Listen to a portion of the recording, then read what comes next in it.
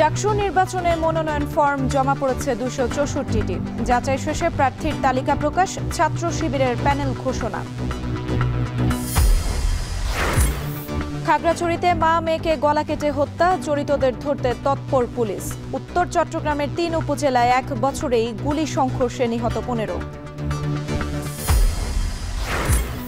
এবং পদ্মার ভাঙনে মানিকগঞ্জের পাটুরিয়া 4 নম্বর ঘাট বন্ধ, ফেরি চলাচল ব্যাহত। চলতি বছরে 3 দফা আক্রান্তের পর ফেনীতে ফের বন্যা আতঙ্ক।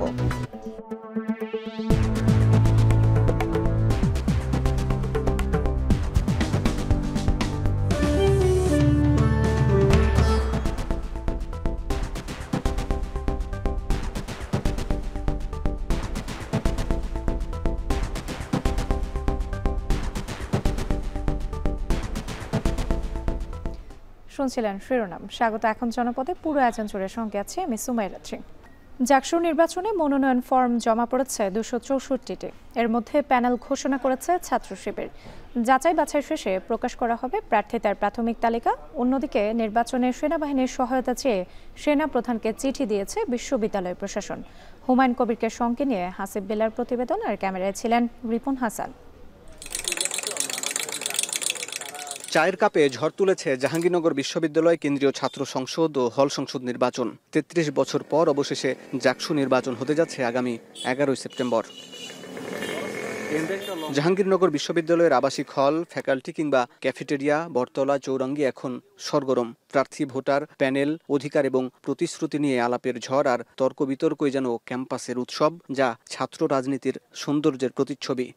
আমরা আশা করতেছি যে খুবই প্রতিযোগিতামূলক একটা নির্বাচন হবে। ব্যক্তি যদি ক্লিন ইমেজের হয় এবং সে যদি তার অ্যাক্টিভিটি যদি শিক্ষার্থী বান্ধব হয়, সে যদি ভালো কাজ করে ক্যাম্পাসে, অবশ্যই সে এগিয়ে থাকবে। একটি শিক্ষা এবং গবেষণামূলক প্রতিষ্ঠানে নতুনভাবে রূপান্তর করতে পারবে এবং বিশ্ববিদ্যালয়ের মাদক নির্মূলে যারা কাজ করবে আমরা তাদেরকে ভোট দিয়ে নির্বাচিত করব। একটি দলীয় সাপোর্ট থাকুক বা না থাকুক, প্রত্যেকটি শিক্ষার্থী জানি তার নিজের জায়গা থেকে স্বতঃস্ফূর্তভাবে অংশগ্রহণ করতে পারে। 11,919টি ভোটের বিপরীতে জাকসুতে মোট 25টি এবং হল সংসদে 13 পদে নির্বাচন হবে। গত সোমবার থেকে মনোনয়ন ফর্ম বিতরণ শুরু করে বিশ্ববিদ্যালয় প্রশাসন। ছাত্র সংগঠনের পাশাপাশি স্বতন্ত্র প্রার্থী হিসাবেও লড়ছেন অনেকে। আমি কোনো দলীয় প্যানেল বা দলীয় কোনো দল, কোনো কোরাম, আমি সেই কোনো কোরামের প্যানেলে যাচ্ছি না। সাধারণ শিক্ষার্থীদের ম্যান্ডেট হচ্ছে আমার আসল প্যানেল। অনেক স্বতন্ত্র প্রার্থী ভাবছেন যে আসলে এই জায়গা থেকে আমি চাইলেও আমার একটা সুযোগ থাকতে পারে, এই জিনিসটা ভাবছে।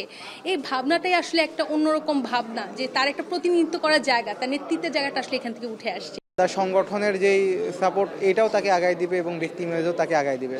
তবে আমি মনে করি যে এখানে হচ্ছে ব্যক্তি ইমেজটাই হচ্ছে বড় ফ্যাক্টর হইতে পারে। সমন্বিত শিক্ষার্থী জোট নামে প্যানেল দিয়েছে ইসলামী ছাত্র শিবির, যেখানে বিভিন্ন সামাজিক ও সাংস্কৃতিক সংগঠনের নেতারা পদ পেয়েছেন। প্যানেলে আছেন 6 জন নারী শিক্ষার্থীও। প্যানেলে ইসলামী ছাত্র শিবিরের নেতৃবৃন্দের পাশাপাশি অন্যান্য ছাত্র সংগঠনের নেতৃবৃন্দ, বিভিন্ন সামাজিক সাংস্কৃতিক সংগঠনের নেতৃবৃন্দ থাকবে। বিশেষ করে ছাত্রলীগীয় স্টাইলে যে রাজনীতি এবং 5 আগস্টের পরের যে রাজনীতি, দেখেছি যে কিছু ছাত্র সংগঠন আসলে ওই পুরনো কালচার থেকে বের হতে পারে না, কিন্তু ছাত্র শিবির এখানে এক্সেপশনাল ছিল। আমি যে পদ চাচ্ছিলাম সেই কাঙ্ক্ষিত পদ আমাকে ছাত্র শিবির থেকে অফার করা হয়েছে এবং সবকিছু হিসাব নিকাশ করে আমার মনে হলো যে এই প্যানেলে দাঁড়ালে আমার জেতার সম্ভাবনা অনেক বেশি। অভ্যুত্থানে গুরুত্বপূর্ণ ভূমিকা রাখা শিক্ষার্থীদের নিয়ে আলাদা প্যানেল ঘোষণা করেছে বাংলাদেশ গণতান্ত্রিক ছাত্র সংসদ। যদিও কাঙ্ক্ষিত পদ না পেয়ে ফেসবুক পোস্টে পদত্যাগ করেছেন দলটির কেউ কেউ। আমরা কোনো রাজনৈতিক দলের সাথে জোটভুক্ত হচ্ছি না। আমরা বিশ্ববিদ্যালয়ে সচেতন শিক্ষার্থীদের আমাদের জোটে নিয়েছি, যারা দীর্ঘদিন ধরে বিশ্ববিদ্যালয়ের শিক্ষার্থীদের অধিকার আদায়ের জন্য কাজ করেছে। এদিকে গতকাল থেকে টানা 16 ঘন্টার বৈঠকেও ছাত্র দলের প্রার্থী নিয়ে সমঝোতা হয়নি। জাকসু এবং হল সংসদের প্যানেল সেটি ইতিমধ্যে আমরা চূড়ান্ত করেছি, কিন্তু ঘোষণা করি নাই। আমরা ঘোষণাটি হয়তো খুব শীঘ্রই আমরা ঘোষণা করব। আর এখন পর্যন্ত আমরা নির্বাচন হল সংসদ এবং জাকসু কেন্দ্রীয় সংসদে আমরা এককভাবে নির্বাচন করব। আসন্ন জাকসু ও হল নির্বাচনকে কেন্দ্র করে বিশ্ববিদ্যালয়ের নিরাপত্তা জোরদারের অংশ হিসাবে 3 দিন সেনা মোতায়েনের উদ্যোগ নিয়েছে জাকসু নির্বাচন কমিশন। এ লক্ষ্যে সেনাপ্রধানকে চিঠি দেওয়া হয়েছে। জাকসু নির্বাচন এবং হল ইউনিয়ন নির্বাচন, 21টি হলের নির্বাচনকে যথাযথভাবে সম্পন্ন করার জন্য আমরা প্রতিজ্ঞাবদ্ধ, আমরা সচেষ্ট। আমাদের শিক্ষার্থীরা আমাদেরকে প্রতিনিয়ত সহযোগিতা করে যাচ্ছেন। নির্বাচনকে কেন্দ্র করে 13 সেপ্টেম্বর পর্যন্ত ক্যাম্পাসে সব ধরনের সভা সমাবেশ, অনুষ্ঠান, কর্মসূচি ও মোটরসাইকেল চলাচল নিষিদ্ধের সিদ্ধান্ত নিয়েছে বিশ্ববিদ্যালয় প্রশাসন। হাসিব বিল্লাহ, এখন সাভার। খাগড়াছড়ির রামগড়ে মা মেয়েকে গলা কেটে হত্যা করেছে দুর্বৃত্তরা। দুপুরে রামগড় পৌরসভার বাগানটিলা এলাকায় নিজ বাড়ি থেকে তাদের মরদেহ উদ্ধার করা হয়। নিহতরা হলেন রামগড়ের বাগানটিলা এলাকার মৃত মীর হোসেনের স্ত্রী আমিনা বেগম ও তার মেয়ে রেহানা আক্তার। রেহানার স্বামী মোস্তফা ওমান প্রবাসী এবং ঘরে শুধু মা মেয়ে দুজনই থাকতেন। বৃহস্পতিবার সকাল থেকে মা মেয়ের কোনো সাড়াশব্দ না পেয়ে প্রতিবেশীরা তাদের খুঁজতে যান। এ সময় তাদের ঘরে ঢুকে দুটি কক্ষের বিছানায় মা ও মেয়ের মরদেহ পড়ে থাকতে দেখেন। প্রতিবেশীদের খবরে পুলিশ ঘটনাস্থলে এসে পর্যবেক্ষণ করছেন। তারা জানায়, হত্যাকাণ্ডের রহস্য উদ্ঘাটনে ইতোমধ্যে তদন্ত শুরু হয়েছে। এই ঘটনার সুষ্ঠু তদন্তপূর্বক দোষীদের আইনের আওতায় আনার দাবি জানান স্থানীয়রা।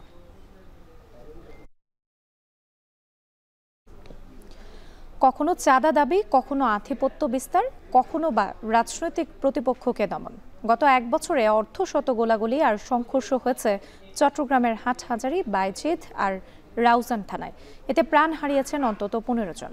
সবশেষ বুধবার চাঁদা না পেয়ে হাটহাজারীতে দিনে দুপুরে ব্যবসায়ীর বাড়িতে গুলি করে সন্ত্রাসীরা। স্থানীয়রা বলছেন, আইন শৃঙ্খলা বাহিনীর কঠোর অবস্থান না থাকায় ভীতিকর জনপদে পরিণত হয়েছে উত্তর চট্টগ্রাম। আর জানাচ্ছেন শোয়েব রহমান।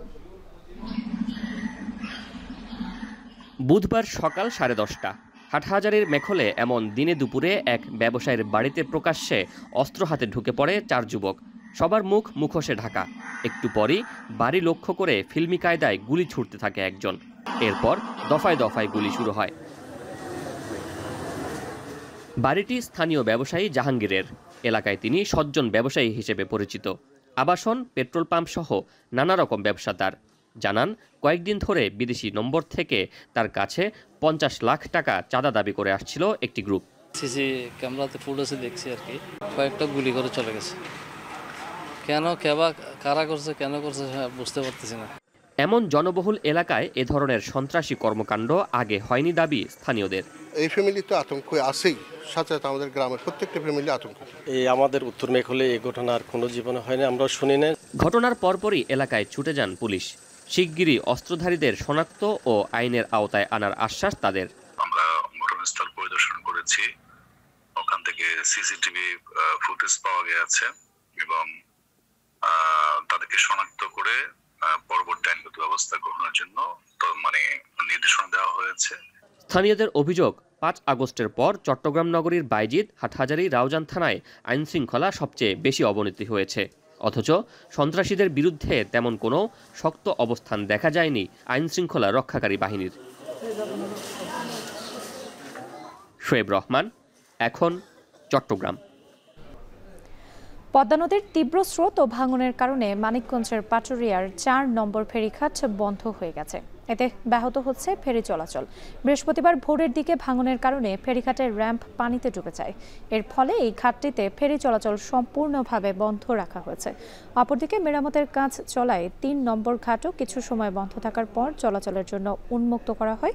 বিদ্যমান 3টি ঘাটের মধ্যে কেবল একটি ঘাট সম্পূর্ণরূপে ফেরি চলাচলের উপযুক্ত হওয়ায় বাড়ছে ভোগান্তি। এতে করে দেশের দক্ষিণ পশ্চিমাঞ্চলের 21 জেলার সঙ্গে রাজধানী ও অন্যান্য অঞ্চলের ফেরি যোগাযোগ মারাত্মকভাবে ব্যাহত হচ্ছে। 2024 সালের 21 আগস্ট ফেনীসহ আশপাশের জেলা ডুবে গিয়েছিল ভয়াবহ এক বন্যায়। প্রাণ হারায় অনেকে, নিঃস্ব হয় হাজারো পরিবার। বছর না পের হতেই 2025-এর ঘূর্ণিপাকে 3 দফায় ডুবল জনপদ। বারবার এই বন্যার পেছনের কারণ কি, মুক্তিরই বা কি উপায়, জানাচ্ছেন সুলাইমান তালিম। ক্যামেরায় ছিলেন দুলাল তালুকদার। উজান থেকে নেমে আসা সীমান্তবর্তী 3 নদী মুহুরী, কহুয়া আর সিলোনিয়া। গ্রীষ্মে এসব নদী মুমূর্ষ অবস্থায় থাকলেও বর্ষায় রূপ নেই ধ্বংসের প্রতীকে। নদীর এমন রূপ বদলেই আতঙ্কে থাকেন লাখো মানুষ। 2024-এর 21 আগস্টের বন্যায় পরশুরাম, ফুলগাজী সহ জেলায় প্রাণ হারিয়েছিল 39 জন। ভেসে গিয়েছিল প্রায় 2600 কোটি টাকার সম্পদ। চলতি বছরও নতুন করে 3 দফার বন্যায় ক্ষতি হয়েছে আরও 238 কোটি টাকার সম্পদ। বিভিন্ন অপরিকল্পিত কাজের কারণেই মূলত এই নদীতে পানি প্রবাহের সমস্যা তৈরি হচ্ছে। শুধু বর্ষায় নয়, শুষ্ক মৌসুমেও দুঃখ পিছু ছাড়ে না নদী পারের মানুষের। উজান থেকে পানি আসা বন্ধ হয়ে গেলে তখন শুরু হয় ফসলের জন্য পানির হাহাকার। অনেক বড় নদী ছিল, তখন কোনো বাঁধ ভাঙতো না, পানি যাওয়ার পথকে সুগম করে নদীকে তার গতিপথ ফিরিয়ে দিলেই তবে বন্যার সমস্যার সমাধান হতে পারে বলে জানালেন চট্টগ্রাম বিশ্ববিদ্যালয়ের পরিবেশবিদ্যার এই শিক্ষক। যে পরিমাণে প্রবাহ আসে প্রতি সেকেন্ডে প্রতি ঘন্টায়, সেই প্রবাহ যাওয়ার যে চ্যানেলগুলো, অর্থাৎ সেই চ্যানেলগুলো উন্মুক্তকরণ আগে ছিল, কিন্তু সেই চ্যানেলগুলো আস্তে আস্তে ভূমিরূপে শুরু হয়ে গেছে। এটা একটা বড় কারণ।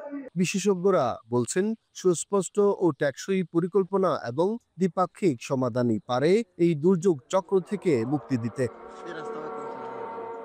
সোলাইমান ডালিম, এখন ফেনী। জন্মাষ্টমী উপলক্ষে শুভেচ্ছা বিনিময় ও আলোচনা সভায় ভার্চুয়ালি যুক্ত হয়ে প্রধান অতিথি হিসেবে বক্তব্য রাখছেন বিএনপির ভারপ্রাপ্ত চেয়ারম্যান তারেক রহমান। আমরা সরাসরি যুক্ত হচ্ছি সেখানে। শ্রীকৃষ্ণের আবির্ভাবের পর ধ্বংস হয় খুনি স্বৈরাচারী রাজা কংস। প্রিয় ভাই বোনেরা, গত 1 দশকেরও বেশি সময় ধরে বাংলাদেশের জনগণ কংসরূপী এক ফ্যাসিস্টের দুঃশাসন, অত্যাচার, নির্যাতন দেখেছে। জুলাইয়ের গণঅভ্যুত্থানে হাজারো শহীদদের আত্মত্যাগের মধ্য দিয়ে কংসরূপী ফ্যাসিস্টের কবল থেকে এই বাংলাদেশ এবং বাংলাদেশের গণতান্ত্রিকামী মানুষ মুক্ত হয়েছে। এই স্বৈরাচারের পতনের পর দেশে এখন গণতন্ত্রকে প্রাতিষ্ঠানিক রূপ দেবার যাত্রা শুরু হয়েছে। জনগণের প্রত্যক্ষ ভোটে নির্বাচিত জনপ্রতিনিধিদের দ্বারা জনগণের প্রতি দায়বদ্ধ সংসদ এবং সরকার গঠন না হওয়া পর্যন্ত গণতন্ত্র উত্তরণের যাত্রাপথ কিন্তু ঝুঁকিমুক্ত নয়। প্রিয় ভাই বোনেরা, বর্তমানে ফ্যাসিবাদ মুক্ত বাংলাদেশে রাষ্ট্র এবং রাজনীতিতে জনগণের অধিকার প্রতিষ্ঠার লক্ষ্যে অন্তর্বর্তীকালীন সরকার আগামী ফেব্রুয়ারি মাসে জাতীয় নির্বাচন অনুষ্ঠানের সম্ভাব্য সময় নির্ধারণ করেছে। কিন্তু আমরা খেয়াল করে দেখছি আজকের এই অনুষ্ঠানে কিছু কিছু বক্তা তাদের বক্তব্যেও বলেছেন একটি বিষয়। কি সেই বিষয়টি? সেই বিষয়টি হচ্ছে এই নির্বাচন অনুষ্ঠান নিয়ে কোন রাজনৈতিক ব্যক্তি বা গোষ্ঠীর বক্তব্য, মন্তব্য কিংবা নিত্য নতুন শর্ত বা শর্তের প্রস্তাবনা সামগ্রিকভাবে জনমনে বিভ্রান্তি সৃষ্টির একটি কারণ হয়ে দাঁড়িয়েছে। প্রিয় ভাই বোনেরা, আপনাদের নিশ্চয়ই মনে আছে অবাধ, সুষ্ঠু এবং নিরপেক্ষ নির্বাচনে ভোট দেবার সুযোগ পেলে জনগণ বিএনপিকে রাষ্ট্র পরিচালনার দায়িত্ব দিতে পারে এই ভয়ে পলাতক স্বৈরাচার বিএনপির বিজয়ে ঠেকাও এর মতন অন্তর্ঘাতী অপরাজনীতি চালু করেছিল। দেশের নির্বাচনী ব্যবস্থাকেও গত 16 বছর 17 বছর ধ্বংস করে দিয়েছিল। সেটি লোকাল ইলেকশন থেকে শুরু করে জাতীয় নির্বাচন থেকে শুরু করে প্রায় প্রত্যেকটি জায়গায় একই অবস্থা হয়েছিল। তবে আশ্চর্যের বিষয় হলো স্বৈরাচার মুক্ত বাংলাদেশে এবার ক্ষমতাসীন সরকার নয়, বরং ফ্যাসিবাদ বিরোধী আন্দোলনের রাজপথের সহযোদ্ধা কতিপয় রাজনৈতিক ব্যক্তি এবং গোষ্ঠীর আচরণেও সেই পলাতক স্বৈরাচারের সরকারের মতন বিএনপির বিজয়ে ঠেকাও প্রবণতা লক্ষ্য করা যাচ্ছে। বিএনপির বিজয় ঠেকানোর অপরাজনীতি করতে গিয়ে বিতাড়িত ফ্যাসিবাদী সরকার দেশকে একটি তাবেদারি রাষ্ট্রে, একটি বিশাল বড় জেলখানায় পরিণত করেছিল। বর্তমানে ফ্যাসিবাদ মুক্ত বাংলাদেশেও যারা মনে করছেন নির্বাচন দিলে জনগণ ভোট দিয়ে বিএনপিকে সরকার গঠনে সহায়তা করবে, যারা এই চিন্তা থেকে বিএনপির বিজয় ঠেকানোর জন্য নানা রকম অপকৌশলের বা শর্তের বেড়াজালের আশ্রয় নিচ্ছেন তাদের দৃষ্টি আকর্ষণ করে বলতে চাই, রাজনীতিকে রাজনীতি দিয়েই মোকাবেলা করুন।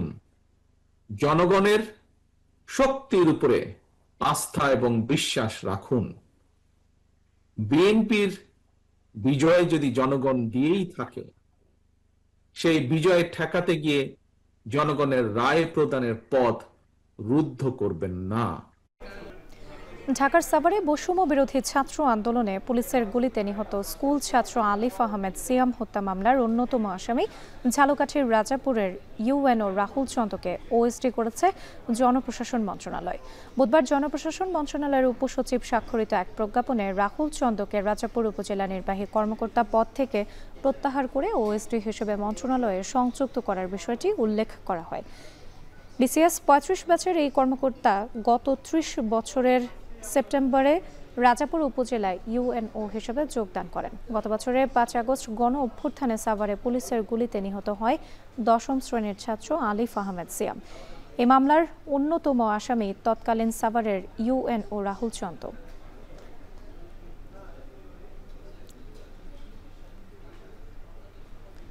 শেষ করছি এখন জনপদে। এখন টেলিভিশন ওয়েবসাইটে দেখতে ভিজিট করুন www.ekon.tv। এছাড়া ফেসবুকে দেখতে ভিজিট করুন facebook.com/tv.ekon এবং ইউটিউবে এখন টেলিভিশন দেখতে ভিজিট করুন youtube.com/c/ekontv।